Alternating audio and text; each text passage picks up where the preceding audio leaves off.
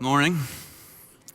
This weekend we are wrapping up a series called The Outsiders. We've been studying the New Testament book of 1 Peter, and we have been learning what it looks like for us to live out our faith in an increasingly hostile culture. We've had numerous examples that we've considered over the last few weeks of Christianity being marginalized and Christians being vilified, and the question is, how do we respond? How do we respond when we increasingly will feel that kind of pressure? We will increasingly feel like the minority. Peter talks to us a lot about that. Last year, my friend Ed Stetzer, who is the executive director of Lifeway Research, came and spent some time with our elders, and he talked to us a little bit about the position of the Christian faith in our current culture. And he says that about 75% of Americans would self-identify as Christians. That's probably a statistic that you've heard before, somewhere around that range. Around 75% of people living in the United States would self-identify as Christians. And so when you see a stat like that, it seems a bit disingenuous, for me to get up and talk about being the minority and experiencing this kind of cultural pressure. But one of the things Ed helps us understand is that there are really three categories that make up that statistic of 75% self-identifying as Christians. So within that 75%, the three categories that he identifies statistically are cultural Christians, congregational Christians, and then what he refers to as convictional Christians. And I just want to spend a few minutes kind of unpacking this. I think it helps set the stage for what we're going to be studying here in 1 Peter. First, he refers to those who are cultural Christians.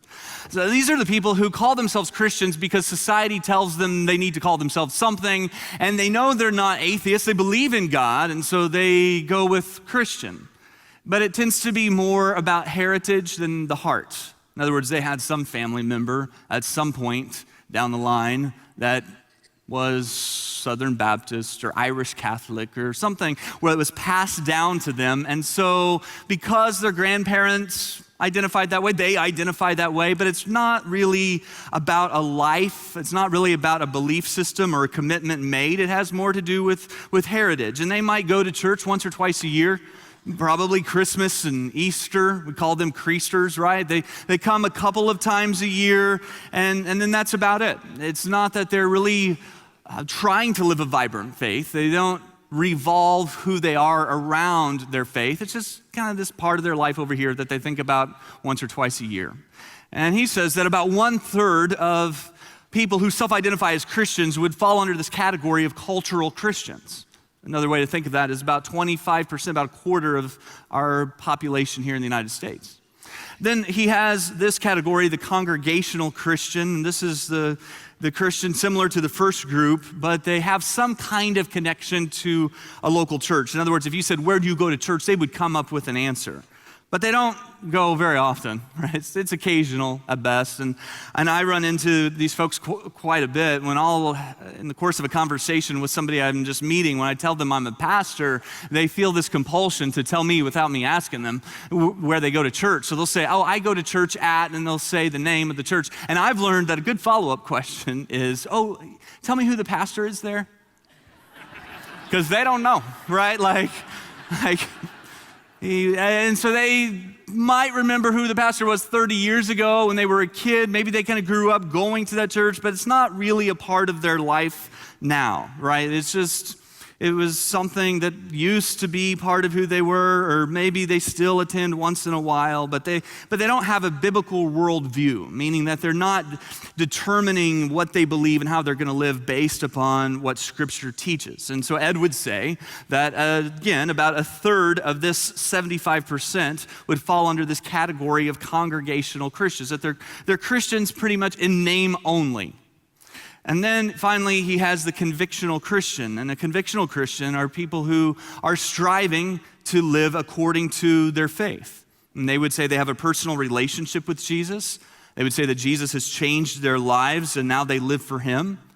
They do so imperfectly, but that is their commitment. And so their faith is the core of their identity. Their faith is the hub that all the spokes of the wheel of their life connect to. And so they look at their politics, they look at their finances, they look at their relationships, they look at their sexuality, they look at all of these areas through the lens of who they are in Jesus Christ, through a biblical lens. And again, Ed would say that this makes up the final third of this 75% number. So again, about 25% of Americans would fall under this convictional Christianity description. So here's what we're seeing, is we're seeing numbers decline, but they are these numbers, right? So since 1972, the numbers of Christians who have a biblical worldview, who would say this is the core identity of my life, the convictional Christian percentage or stat has remained fairly stable. But these numbers are on the decline, and here's why. If you have people in the culture who don't believe anything, okay? And then you have the cultural Christians, and you have the congregational Christians, and you have the convictional Christians. As our culture puts more pressure on Christianity, puts more pressure on our belief system, then the people here are going to shift down there, right? These people who it's been an advantage to them to call themselves Christians. Like there's been some positive pressure. It's helpful to them in their career, or it's more popular to call themselves. When that stops being the case, they shift down here. They change their belief system.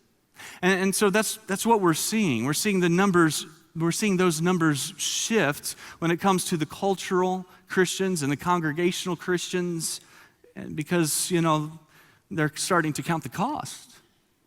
And as they count the cost, they're jumping ship. And here's what Ed Stetzer says, and I agree with this. He says, the church isn't dying off, it's just being more clearly defined. And that is not bad. It's not a bad thing. The church isn't dying off, it's just being more clearly defined. We're finding out who really is a Christian, more than just in name only, who really is following Jesus.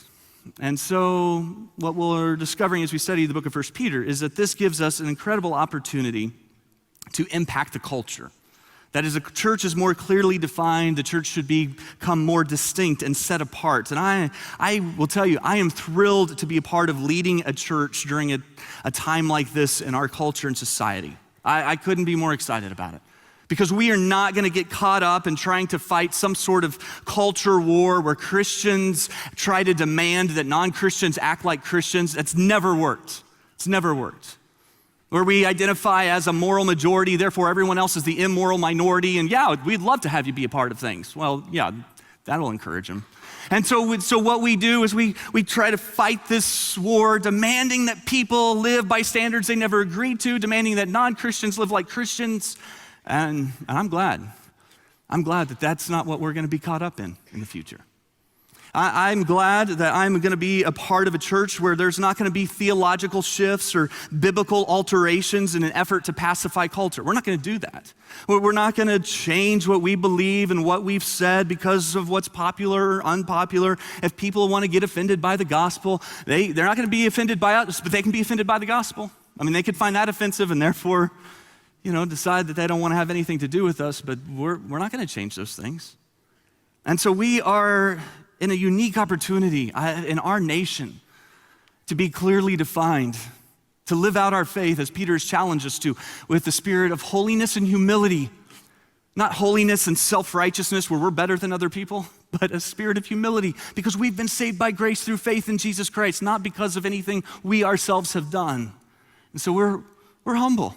We're not saying, look what we did. We were saying, look what Jesus has done for us. And we have an opportunity to live out our faith with both conviction and with compassion in a way that makes us distinct. And so I'm excited about this. I'm excited about the situation that we find ourselves in because the church has an opportunity to be the church. And Peter wants these Christians to make sure they're prepared. He wants to make sure they're ready. Because look, Peter knows what it's like to be persecuted and not be prepared. He has a bit of a track record where he denied Jesus 3 times, swore he wouldn't, but then the pressure started to come and he gave in. And Jesus praying with Jesus in the Garden of Gethsemane, and he pulls out a sword and he cuts off the ear of a soldier. And Peter knows what it's like to experience pressure and to not be ready for it. And so he wants these Christians to be prepared, to be ready. Look, when it's not popular, when it costs you something, you need to be ready. And some of you, you're going to find out what category you fall into. You're going to find out if you're congregational, or cultural, or if you're a convictional Christian. So Peter says in chapter 4, verse 1, so then, since Christ suffered physical pain, you must arm yourselves with the same attitude he had and be ready to suffer too. And so he says to arm yourselves with the same attitude of Jesus. In other words, right now, we need to prepare our hearts and minds to respond to suffering with the attitude of Christ. And we talked about this last week.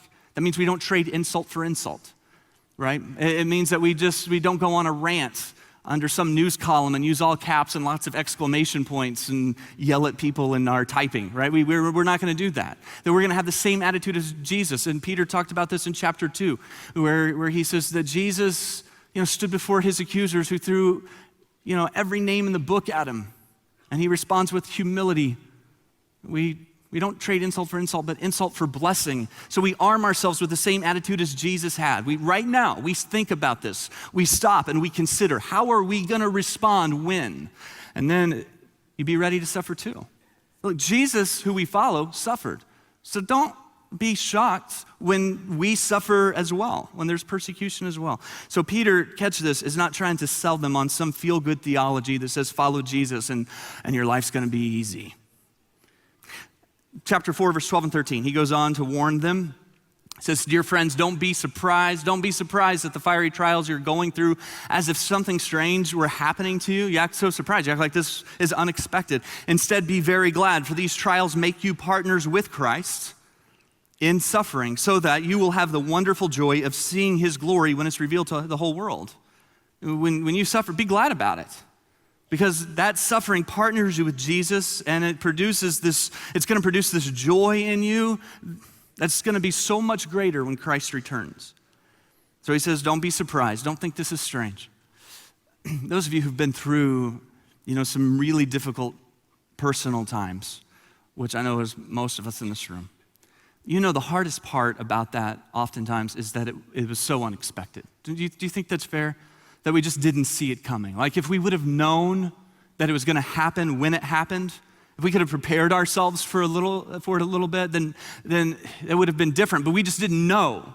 And so we're just going kind of one day into the next, and we're in this pretty good routine, and things seem to be going okay, at least it's predictable, and then everything comes falling down, and we just never saw it coming. And so Peter says, look, I don't want that to happen. I don't want you to be caught off guard or surprised, so here's what you're going to experience. Here's what you can expect.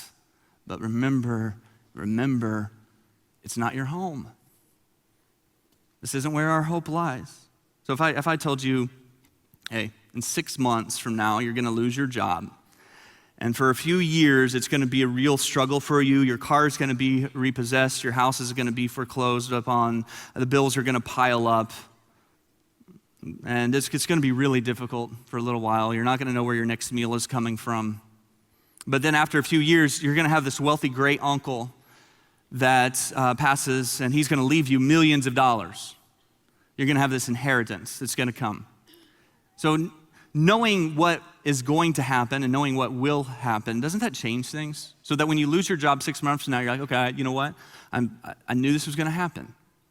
And you start to go through some of those difficulties, but you've prepared yourself for it because you're not surprised by it. And the whole time you're just reminding yourself you've got this inheritance that's coming. So hang in there, and it's still going to be hard, right? I mean, the hunger pangs are still going to feel like hunger pangs. That's not going to be any different. The nights are still going to feel cold, but you know what's coming. You've got this inheritance. That's essentially what Peter is saying. In fact, he uses that language, that word picture. He says it's an inheritance that's held secure for us in heaven. And so, yeah, it's going to be difficult. There's going to be these challenges. It's not going to be easy, but we have this inheritance. We have this treasure that is kept for us one day. And so we are able to face the challenges of this life, the persecution of this life, with a joyful spirit, with the confidence, with the peace. Doesn't mean that it's easy, doesn't mean that it doesn't hurt or it's not difficult, but we shouldn't be surprised by it, and we know what's coming. So imagine it this way. Imagine that you are getting ready to get on a plane to go on a vacation to Hawaii. And as you're on the tarmac, you're getting ready to get on, and the pilot comes out. We'll just call him Peter the pilot. The pilot comes out, and he says, hey, come here. And you step over and Pilate says, hey, I was just looking at the radar, and I want you to feel like you should know this. It's going to be really rough. It's going to be a rough flight. I don't want you to freak out when we get up there. So I'm just telling you right now, you're going to experience some turbulence. Just buckle up. It's going to be okay, all right? But I don't want you to be caught off guard and make a whole scene out of it. So look, I'm telling you now, it's going to be difficult. It's going to be pretty rough. We're going to hit some rough spots. But look, you're going to land in Hawaii. At the end of the day, you're landing in Hawaii. Can you just keep that in mind when you feel like freaking out a little? Can you just tell yourself, I'm landing in Hawaii, and you'll be okay. Hop on the plane. And so he sends you on the plane, and you feel a little uneasy because you know what's coming, but it's okay. It's all right. So the turbulence starts to hit. You're like, all right, I knew this was going to happen. But I'm landing in Hawaii. I'm all right. I can do this. It's just a journey. It's just a trip. It's going to be over soon, and then I'll be in Hawaii. That's what Peter's saying to these Christians. Look, you're exiles. You're people journeying through. You're on this trip called life. It doesn't last very long compared to heaven. So it's going to be turbulent. It's all right because you're going to land in heaven. And so he wants them to be prepared for insults and criticisms. And if you've not experienced much of that, it can be difficult. In verse 14, Peter continues to prepare these Christians. He says, if you're insulted because you bear the name of Christ, you'll be blessed. For the glorious Spirit of God rests upon you. So when you're insulted, it carries a blessing of God with it. Do you see how this works for us, how this should change how we respond and react? So when we're insulted, when we're mocked, when we're belittled or berated, when we're vilified or marginalized, there's this tendency, I got plenty of it in me to just pridefully give it right back. But their insult, if I read it through this lens, their insult is, well, that's really nice of you to say, right? It's a blessing. It's a blessing. Every insult carries with it a blessing from God. So come on. It's all right because God blesses us when we are insulted because of the name of Jesus. After the Supreme Court ruling on same-sex marriage, I read an article by Russell Moore talking about how the church will need to respond in the future. And he was also, by the way, on Focus on the Family podcast. If you don't subscribe to that, I would love to encourage you to download that app. It's really helpful. But he was on there this past week. But in the article, I was struck by one of the lines he said. He said, the church must prepare for the refugees from the sexual revolution. You hear what he's saying with this? Here's what he's saying. He's saying that as we become more and more free to just do what we want to do and live how we want to live, it's going to create refugees. It's going to create this group of people who thought, and most all of us can identify with this, who thought this is what I want, and then they got what they want, and they said, this isn't what I wanted, right? Like they start to experience the inevitable consequences and the pain of sin, of saying, well, I'm not going to do things God's way. I'm going to do things my way. When you say I'm not going to do things God's way, I'm going to do things my way. I mean, it'll work okay for a while, but eventually it's going to leave you feeling empty, disillusioned. It's going to bring along some weight. And so he says the church needs to be positioned for the coming refugees of the sexual revolution. Then he goes on to say, look, there are two sorts of churches that will not be able to reach the sexual revolution refugees. Two types of churches. First, a church that has given up on the truth of Scripture and therefore really has nothing to say. Right? Like the church who just kind of went along with it, who just kind of jumped on board with where culture was going, and it's like, yeah, it's fine, it's all good. They're not going to have anything to say. But he says the other kind of church that won't have anything to say is a church that screams with outrage at those who disagree, trades insult for insult. They aren't going to have anything to say. Why? Because the refugees aren't going to come running into a church that's been throwing stones at them. It's not going to work. We're like, oh yeah, come in here. It's safe in here. I don't think so, right? And so he says there's these two different positions, two different kinds of churches that we need to be careful to avoid. Not too long ago, I was having a lunch with a friend of mine who's a pastor in Las Vegas, and he's been a part of churches in the Bible Belt as well. And I was talking to him about just some of the challenges of being a pastor in Vegas. I mean, it's literally called Sin City, right? Like that seems like it would be difficult. And And he said, in a sense it is difficult, but he said, I think in a lot of ways it's more difficult to be a pastor of a church in a Bible Belt. I said, what do you mean by that? Explain what you mean. He said, well, in Las Vegas, we lost, this culture war a long time ago. And he says the church there just really isn't in a position to demand that people act anyway. Nobody's really giving us that forum. He said, so when people come to Vegas, he said they come and they want freedom. They just want to live however they want to live. That's why they come to Vegas. They want freedom to live how they want to live. He said, inevitably, that leads to a lot of pain in their life. And so when we as a church, he said, the picture he used, when we run onto the battlefield, we don't go onto the battlefield with guns blazing. We go on as medics. And suddenly they are interested in something new and something different because they get it. They get that what they thought they wanted really isn't what they wanted. It was empty, left them disillusioned. In chapter 5, verses 8 and 9, Peter reminds us to be prepared, to be ready. He says, stay alert, watch out. For your great enemy, the devil, he prowls around like a roaring lion looking for someone to devour. Stand firm against him and be strong in your faith. So Peter reminds us, look, there is an enemy. The enemy is real, but don't confuse the enemy. And our real enemy would love nothing more than to make people inside the church think the people outside the church are the enemy. It's not true. Those are the people we're called to love. They're not our enemies. And so we got to be prepared for that so we don't get confused with this. Your real enemy is not your family member who makes fun of you for coming to church here. The real enemy is not your condescending professor who belittles your faith and calls Christians weak-minded people. Your real enemy is not your coworker who constantly makes little jabs at you because of your beliefs. Your real enemy is not the judge who seems bent on taking away your religious freedoms. Your real enemy is not the talk show host who laughs at Christians and mocks the church. They're not the enemy. Those are the people we're called to love.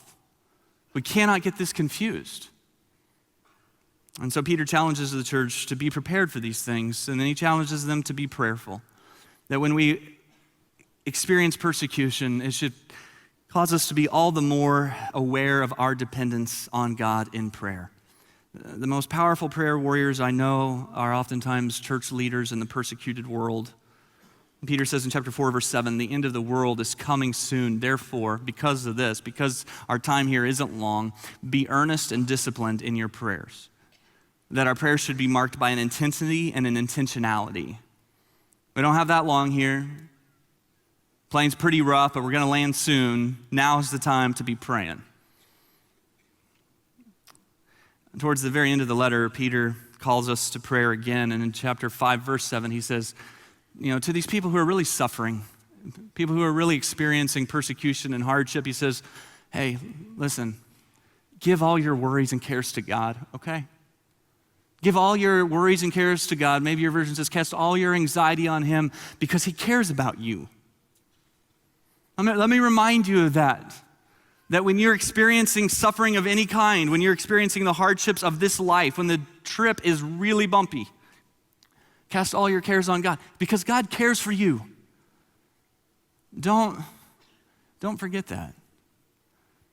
And so Peter, I love the language he uses here because it just reminds me of being a dad. Dads, I don't know, how often you hear this phrase, but over the years I've heard a lot. Dad, can you carry this? Right? Have you heard that a lot, dads? Where, can you carry this for me? Can you carry this? I don't hear it as much anymore. My kids are a little older and more independent these days, and I miss that. Right? I remember one of those moments in particular. It was about 6 years ago when my family had been on this road trip. Not a vacation. Okay, it's a road trip. And we pull into a hotel like 2 a.m, and my son, who at the time would have been 4 years old, gets out of the car, and he's got his backpack with some books and toys, and he's exhausted. He'd been asleep in the car, and now he's walking in half asleep to the hotel, and I'm pulling a suitcase behind him, and he just stops, drops the backpack off of his shoulder, and just sits on the pavement. And I walk over to him, and he just looks at his bag, and he looks up at me, and I set my suitcase down, and grab his backpack, and put it on, grab my suitcase, keep walking. And I look behind me, he's not moving, like he's just still, he's like just sleeping, standing there, and I said, you coming, buddy?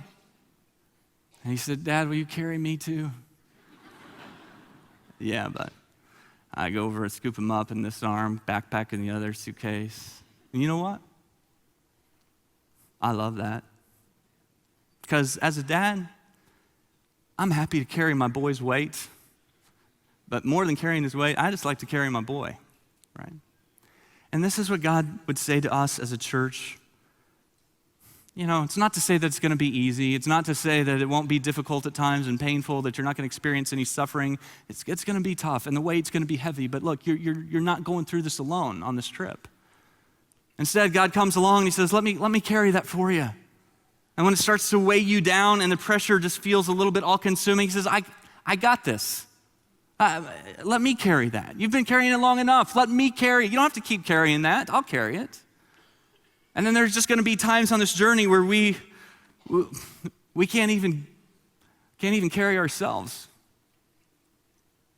God says, that's okay. I'll carry you too. I'll carry you too. And so we put our hope and we put our confidence in heaven, and we put our hope and our confidence in the God who carries us there.